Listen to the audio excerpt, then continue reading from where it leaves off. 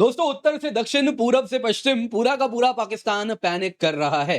अगर आप बात करें अप नॉर्थ पीओजेके की, तो वहां पे जो बैंक्स वगैरह हैं बंद कर दिए गए हैं। वैसे ही आप देखें तो मदरसाओं को बंद कर दिया गया है। वहीं अगर आप इंडियन ओशन की बात करें तो वहां पे पाकिस्तानी नेवी पूर्ण रूप से फैल गई है। उनको डर लग रहा है कि पता नहीं कहां से इस बार इंडियन नेवी आने वाली है। वैसे ही अगर आप देखें तो एलओसी भी पूरा का पूरा हॉट हो रखा है। इन शॉर्ट, पूरा पाकिस्तान एक डर के साए में जी रहा है कि आखिरकार भारत आएगा तो आएगा कहां से, कब आएगा। मानो जैसे हर रोज घुट घुट के जी रहा हो। आज आएगा, कल आएगा। रोज उनके नेता आते हैं, बोलते हैं 24 घंटा, 36 घंटा, लेकिन कुछ हो ही नहीं रहा है।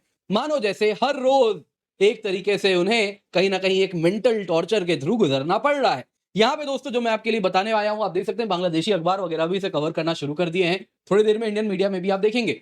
पाकिस्तान ऑक्यूपाइड कश्मीर की बात हो रही है, पीओजेके। वहां पे लोगों को कह दिया गया है खाना जमा करके रख लीजिए। इंडिया के साथ टेंशन बढ़ रहे हैं। खाना भी जानते हैं कितने दिन का जमा करने कहा है 2 महीने का खाना जमा करके रख लीजिए। दोस्तों, पाकिस्तानियों की बात हो रही है। 2 महीने का खाना कहां से जमा करेगा वो पाकिस्तानी? तो 2 दिन बाद जो उसे आटा खाना है उसके लिए भी लाइन पे लगता है। उनको कह रहे हैं 2 महीने का खाना जमा करके रख लीजिए। मत भूलिए, ये जिस सेक्टर की बात हो रही है वो पीओजे के है। वहां के लोग ऑलरेडी नाराज हैं कि आपका जो पंजाबी पाकिस्तानी है वो तो 2 दिन का खाना इंतजाम करने के लिए लाइन में लगता है, हमारे लिए तो खाना बंटवाया भी नहीं जाता है। वो ऑलरेडी विद्रोह करने की प्रयास में है। तब से आपने कई बार देखा है किस प्रकार से पीओजेके में जो लोग हैं वो पाकिस्तानी हुकूमत के खिलाफ सड़कों पर उतर रहे हैं। तो यहाँ पे दोस्तों एक तरफ तो ये डर खा रहा है उनको, दूसरी तरफ आप देख सकते हैं बैंक्स वगैरह हैं, वहां पे ऐसे पोस्टर लगा दिए गए हैं कि भाई देखिए जो सिक्योरिटी रिलेटेड इश्यूज है एलओसी पे बॉर्डर एरिया में, जिस वजह से ब्रांच बंद किया जाता है, सॉरी फॉर इनकन्वीनियंस। और नीचे लिख दिया गया है keep calm and stay safe. आगे जरा सुनिए, यहाँ पे दोस्तों जो मदरसा है उनको भी बंद कर दिया गया है। उनको डर लग रहा है कि पिछली बार जैसे जो मदरसा जो थे, जहां जहां पे बेसिकली मदरसा क्या है, टेरर फैक्ट्री जहां जहां पे कुछ कुछ इलाकों में लगी थी उनकी, जिसको पाकिस्तान जबरदस्ती मदरसा का नाम बोलता था। तो उन सब इलाकों को हमने चुन के जब सर्जिकल स्ट्राइक किया था, तो इस बार भी उनको वही डर सता रहा है कि इस बार भी कोई फैक्ट्री उनकी साफ ना हो जाए। तो सारे आतंकवादियों को वो भगाना शुरू कर दिए हैं, वापस पीछे भगा रहे हैं। यहाँ पे दोस्तों अगर हम बात करें नेवी की, तो वो तो मानो जैसे पूर्ण रूप से डरी हुई है। अगर आप देखें तो अब पूरे के पूरे इस प्रकार से पाकिस्तान के जितने भी वाटर्स हैं हर जगह वो नेवल एक्सरसाइज शुरू कर दिए हैं। एक अगर आप देखें तो यहाँ पे है, यहाँ पे फायरिंग हो रही है। वैसे ही यहाँ भी फायरिंग हो रही है और यहां भी फायरिंग हो रही है। दोस्तों डर यहां पे यह है कि आखिरकार कहां से इंडियन नेवी आएगी। क्या वो गुजरात कोस्ट से आएगी, क्या वो रेड सी वाले रास्ते से आएगी, या फिर पर्शियन गल्फ से आएगी? कहां से आने वाली है, हर तरीके से वो डरे हुए हैं। वहीं अगर आप एयर ट्रैफिक रूट्स की बात करें तो इतने एयर ट्रैफिक रूट सब अनअवेलेबल हैं। पूरा का पूरा पीओके, वहां जाने के लिए फ्लाइट्स वगैरह बंद कर दी गई हैं। कारण क्या है? यहां पे तो दोस्तों रफेल आ चुका है। एक न्यूज आई थी, शायद आप लोगों में से कई लोगों ने देखा भी होगा कि इस प्रकार से जो रफेल है, 29-30 अप्रैल की बात थी, उन्होंने पेट्रोलिंग की थी पूरे के पूरे पीओके एरिया में। और इसलिए अगर आप देखें तो इस इलाके में अपने सिविलियन फ्लाइट्स को जाने से मना कर दिया गया है। मानो जैसे ये पूर्ण रूप से रफेल्स के ही कंट्रोल में आ चुका है। तो ये भी एक कहीं ना कहीं थोड़ा सा तो डर है ही। दोस्तों यहाँ पे पाकिस्तान ने air defence artillery units Rajasthan border में डिप्लॉय किए हैं, चाइनीज हाउविट्जर गन्स को डिप्लॉय किया है। तो अगर हम पूरा मैप देखें तो कुछ इस प्रकार से हमको दिख रहा है। यहाँ पे अगर आप देखें तो उनके शिप्स हमको दिख रहे हैं कुछ 3 इलाकों में। वैसे यहाँ पे अगर आप देखें तो राजस्थान बॉर्डर में कुछ आर्टिलरी यूनिट्स हमको देखने मिल रहे हैं। पाकिस्तान के झेलम में यहाँ पे अगर आप देखें तो ये टैंक्स वगैरह हैं डिप्लॉयड, और यहाँ पे हमारे रफेल्स हैं ही। और इसके सिवा अगर आप एलओसी की बात करें तो इतने इलाकों में फायरिंग हो रही है एज ऑफ अप्रैल में। जी हाँ, ये जो बात यहाँ पे आप देख रहे हैं, क्या अखनूर, क्या नौशेरा, क्या उरी, पुंछ, वैसे ही आप देखें लीपा, बारामूला, कुपवाड़ा, नीलम, हर जगह आपको फायरिंग देखने मिल रही है इतने इलाके में। इन शॉर्ट अगर आप देखें तो एलओसी में ये नंबर्स भी जहां जहां तक फायरिंग आपको देखने मिल रही है वो भी बढ़ते जा रहे हैं। तो क्लियरली धीरे धीरे धीरे धीरे एस्केलेशन होता हुआ दिख रहा है। इन सब के बीच में दोस्तों ग्लोबल रिस्पॉन्स क्या हो रहा है? तो कल की बात है, जैसा मैंने आपको बताया था, पीट हेगसेट ने कहा था राजनाथ सिंह जी को कि आप जो कर रहे हैं वो सेल्फ डिफेंस के अंतर्गत कर रहे हैं। और इसी बीच में अगर आप आज देखें तो जेडी वांस ने एक इंटरव्यू दिया फॉक्स न्यूज को, जिसमें वो कह रहे हैं कि देखिए उम्मीद करते हैं इस्लामाबाद कोऑपरेट करेगा भारत के साथ, और भारत भी कहीं ना कहीं अगर आप देखें तो पाकिस्तानी बेस्ड टेररिस्ट को हंट डाउन करेगा और पाकिस्तान इसमें कोऑपरेट करे। यानी कि ये कुछ कहना चाह रहे हैं कि भारत तुम मारो लेकिन प्यार से मारो, और पाकिस्तान को कह रहे हैं कि भाई तुम जरा मार खा लेना, ज्यादा शोर मत करना। तो कुछ इस प्रकार की बातें कर रहे हैं। तो क्या ये इंटरव्यू है, जरा आप देखिए, कुछ 30 सेकंड का है, आप स्वयं सुनिए ये क्या यहां पर कह रहे हैं। You worried about India and Pakistan? Well, sure. I'm worried about any time you see a hotspot breaking out, especially between two nuclear powers. We've obviously been in close contact with our friends in India and Pakistan. Our hope here is that India responds to this terrorist attack in a way that doesn't lead to a broader regional conflict. And we hope, frankly, that Pakistan, to the extent that they're responsible, cooperates with India to make sure that the terrorists, sometimes operating in their territory, are hunted down and dealt with. That's how we hope this unfolds. We're obviously in close contact. We'll see what happens. तो दोस्तों जैसा आप लोगों ने interview देखा तो हम इस इंटरव्यू के बारे में भी चर्चा करेंगे क्योंकि अगर आप डिप्लोमेसी की बात करें तो जेडी वांस का डेफिनेटली इट्स नॉट अ फोटे, इनकी फोटे वो नहीं है, उनको वो उस प्रकार से नहीं आता है, स्टिल लर्निंग दैट। तो यहाँ पे जो उन्होंने शब्दों का चयन किया है उससे कहीं ना कहीं जो पाकिस्तान का नैरेटिव है उसी को वो पुश करना चाह रहे हैं। तो ऐसा भी हो सकता है कि ये सारा का सारा नैरेटिव ग्लोबल कंजम्पशन के लिए है, क्योंकि अंदर में जो बात हो रही है वो तो यहाँ पे आपको दिख ही रहा है। तो क्या हो रहा है जरा इस इनके स्टेटमेंट में क्या नेगेटिव्स हैं वो भी आपको मैं आज बताने वाला हूं। दोस्तों इसके सिवा हम बाकी क्या हो रहा है पूरे पाकिस्तान में उस पर भी चर्चा करेंगे, तो वीडियो को लाइक कर दें, सब्सक्राइब कर दें, बेल आइकन अवश्य दबा दें। सबसे पहले दोस्तों पहला न्यूज पीओजेके बैंक्स का क्या हुआ है। तो पाकिस्तानी बैंक जो पीओजेके में है वो सभी जो एलओसी के पास जो ब्रांचेस हैं वो बंद कर दिए गए हैं। जैसे हबीब बैंक लिमिटेड, उन्होंने लगा दिया पोस्टर कि बैंक एटीएम बंद रहेगा, कारण सिक्योरिटी रिलेटेड इशू है, एलओसी बॉर्डर एरिया में, और स्टे काम स्टे सेफ, हम जा रहे हैं, पैसे हमारे पास है नहीं। आगे अगर आप देखें दोस्तों तो यहाँ पे पीओजेके में मदरसा भी बंद कर दिया गया है। तो गवर्नमेंट जो है so called Pakistan occupied Kashmir की, तो उन्होंने कहा कि देखिए 10 दिन तक जितने भी मदरसा हैं सब बंद रहेंगे। जो पीओके के डिपार्टमेंट ऑफ रिलीजियस अफेयर्स हैं उनके जो डायरेक्टर हैं उन्होंने कह दिया रॉयटर्स को कि देखिए सिक्योरिटी ऑफिशियल्स को ये डर लग रहा है कि इंडियन फोर्सेस किसी इसी प्रकार के रिलीजियस सेमिनरी पे टारगेट कर देंगे और फिर बोलेंगे ये तो मिलिटेंट ट्रेनिंग सेंटर है। अब दोस्तों रिलीजियस सेमिनरी को इस प्रकार से मिलिटेंट से कंपेयर करना, ये बात यदि हम बोल दें या अमेरिकन कोई बोल दे तो दुनिया में हाहाकार हो जाएगा, इस्लामोफोबिया इस्लामोफोबिया। लेकिन पाकिस्तान बोले तो कोई कुछ नहीं कहता है। अब कारण क्या है, पाकिस्तान ने ही तो यह पूरा प्रॉब्लम जनरेट किया है। उन्होंने ही जितने भी रिलीजियस सेमिनरी सेंटर्स थे उन सभी को टेरर रिक्रूटमेंट सेंटर में तब्दील कर दिया, तो अब उनके पास बोलने का अधिकार भी नहीं है। अब दोस्तों यहाँ पे अगर आप देखें तो पाकिस्तान ऑक्यूपाइड कश्मीर में 445 रजिस्टर्ड सेमिनरीज हैं, जिसमें इन टोटल 26,000 विद्यार्थी हैं रिलीजियस स्टडीज के जो उन मदरसाओं में पढ़ते हैं। दोस्तों ये तो ऑफिशियल नंबर है, अनऑफिशियली न जाने कितने और हजार होंगे जो कि हम सब समझ रहे हैं। तो दोस्तों यहाँ पे उनको बंद कर दिया गया है। एक शॉर्ट ऑफ इनको डर है कि कहीं इस रिलीजियस सेमिनरी में, क्योंकि end of the day in religious seminaries की आड़ में ही कई जगहों पे अगर आप देखें तो टेरर रिक्रूटमेंट एंड ट्रेनिंग भी होती है पीओके में, तो इनको बंद किया जा रहा है। कहीं ना कहीं वो डर भी इनको खाया जा रहा है। तीसरी तरफ दोस्तों ऑर्डर आया है कि 2 महीने का खाना जमा करके रख ले। अब दोस्तों पाकिस्तान ऑक्यूपाइड कश्मीर ने की सरकार ने अपने नागरिकों को बोला कि आप फूड स्टॉक पाइल कर लें। प्राइम मिनिस्टर ऑफ पीओके ने कहा कि वो जो 13 कंस्टिट्यूएंसी जो एलओसी से लगे हुए हैं वो 2 महीने तक का खाना जमा करके रख ले।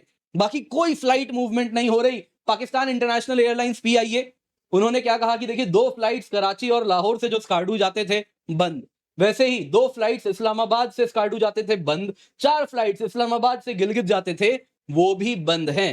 तो इस प्रकार से दोस्तों पीआईए की मूवमेंट वहां तक नहीं हो रही है, पीओके में नहीं हो रही है। आपको मैंने मैप तो वो दिखाई दिया था, यहाँ पे किस प्रकार से आप देख सकते हैं ये सारे के सारे एयर ट्रैफिक रूट्स बंद कर दिए गए हैं। यहाँ पे रफेल पेट्रोलिंग कर रहा है और ये चाह के भी कुछ नहीं कर पा रहे हैं।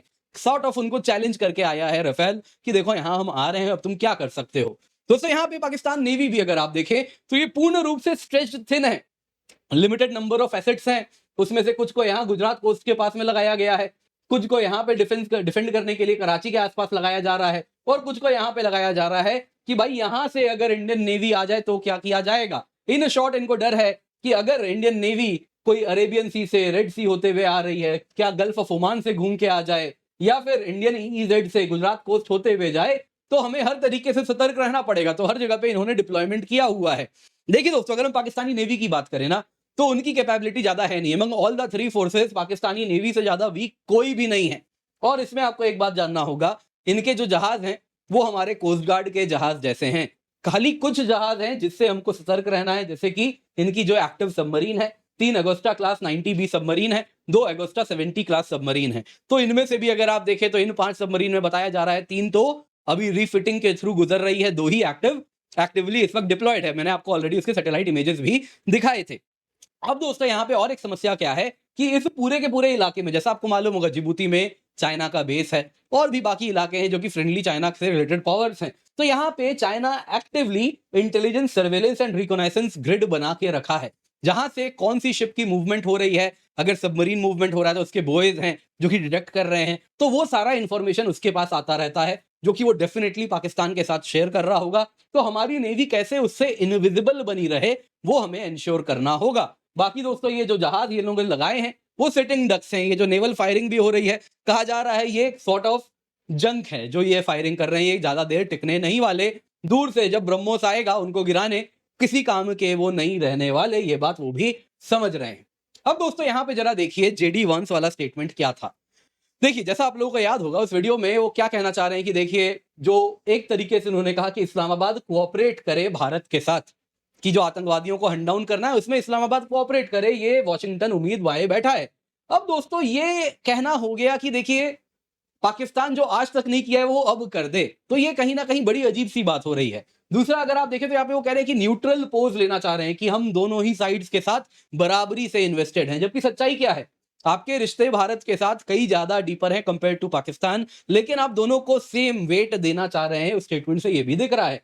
तीसरा, यहाँ पे वो क्या कह रहे हैं, दो न्यूक्लियर पावर है, मुझे बड़ा डर लग रहा है, तो ये एग्जैक्टली वही बात है जो पाकिस्तान फीड करना चाह रहा है ग्लोबल मीडिया में कि दो न्यूक्लियर पावर लड़ने वाले हैं, जल्दी से आओ, बीच बचाओ करो, बाकी हम जो चाहें वो करते रहें, लेकिन दो न्यूक्लियर पावर लड़ रहे हैं, हम तो न्यूक्लियर बम चला देंगे। तो इस प्रकार से वो बार बार जो एग्जैक्टली नैरेटिव बनाना चाह रहा है, ये उसी को कहीं ना कहीं बाई करते हुए दिख रहे हैं। बाकी अगर आप देखें तो ये क्या कह रहे हैं कि हम अपने क्लोज फ्रेंड इंडिया और पाकिस्तान दोनों से ही बात कर रहे हैं, तो आप दोनों को इक्वेट कर रहे हैं, एक टेरर स्पॉन्सर स्टेट है, दूसरा विक्टिम स्टेट है, लेकिन आप दोनों को बराबरी से एक तरीके से तोल तोल दे रहे हैं। बाकी यहाँ पे वो कह रहे हैं पाकिस्तान कोऑपरेट करे, बड़ा मीनिंगलेस है, इसका जो रिकॉर्ड रहा है आतंकवाद को लेके वो कोऑपरेट करे, ये तो बड़ी अजीब बात है ना। आप परपेट्रेटर को कह रहे हैं विक्टिम के साथ तुम कोऑपरेट करो, तो बड़ी अजीब बात है। तो देखिए दोस्तों, एक बात क्लियर हो रही है, अमेरिका कहीं ना कहीं एक तरीके से कुछ स्टेटमेंट्स दे रहा है, उनका जो डिप्लोमेसी में जो ग्लोबली स्टेटमेंट्स दे रहे हैं ना, उनके जो स्टेट डिपार्टमेंट के सेक्रेटरी ने दिया या फिर वाइस प्रेसिडेंट वंस ने दिया, देखिए दोस्तों, ये कहीं ना कहीं पब्लिक कंजम्पशन के लिए है, ये स्टेटमेंट्स दिया जा रहा है ताकि ये दुनिया को बोले जी we are not war monger, हम तो यही कहेंगे ना दोनों न्यूक्लियर कंट्री, वॉर मत करो, वॉर मत करो।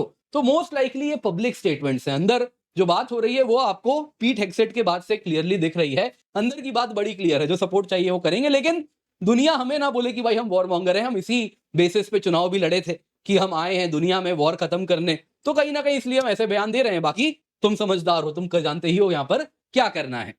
दोस्तों यहाँ पे अगर आप देखें तो क्या एग्जैक्ट प्लान लग रहा है, अब तक जो हो रहा है यूएस के बातों से भी दिख रहा है, क्या वो चाह रहे हैं, शायद जो यहाँ पे अब तक लग रहा है कि कुछ लिमिटेड स्ट्राइक हो पाकिस्तान के ऊपर, पाकिस्तान को कहा जाए, जो मतलब मैं जेडी वंस की जो बातें हैं जिसमें कुछ तो देखिए पब्लिक कंजम्पशन के लिए, लेकिन फिर भी उसको रीड करना चाहे तो कुछ यही लग रहा है कि देखिए पाकिस्तान को कहा जाए कि तुम रिस्पॉन्ड मत करो या बड़ा लिमिटेड रिस्पॉन्ड दो, इस प्रकार का रिस्पॉन्स दो जो कि ज्यादा फर्दर हमारे तरफ से और कुछ ना आए। उसके बाद इंडिया बोल दे जैसा हमने किया था सर्जिकल स्ट्राइक, है ना, उसके बाद भी हमने क्या कहा था कि नाउ दिस इज ओवर, हो गया, और कुछ नहीं करना है, खत्म हो गया हमारे एंड से, यहाँ पे जो था हमने प्रीएम्प्टिव एक्शन ले लिया, खत्म। तो कुछ वैसा ही इंडिया बोल दे नाउ इट्स सेटल्ड, पाकिस्तान बोले नहीं नहीं हम जवाब देंगे, ये करेंगे वो करेंगे, कुछ छोटी मोटी चीज करेगा, उसके बाद यूएसए आएगा मीडिएट करेगा, बोलेगा कि हो गया अब खत्म करो, पाकिस्तान बोलेगा फिर अपने पब्लिक को कंजम्पशन के लिए थोड़े स्टेटमेंट्स देगा, बड़ी बड़ी बातें करेगा, है ना, दो चार हवा में फायरिंग करेगा और फिर वो कह देगा कि नहीं हमें यूएसए ने कह दिया, हमें अब पीछे हटना होगा।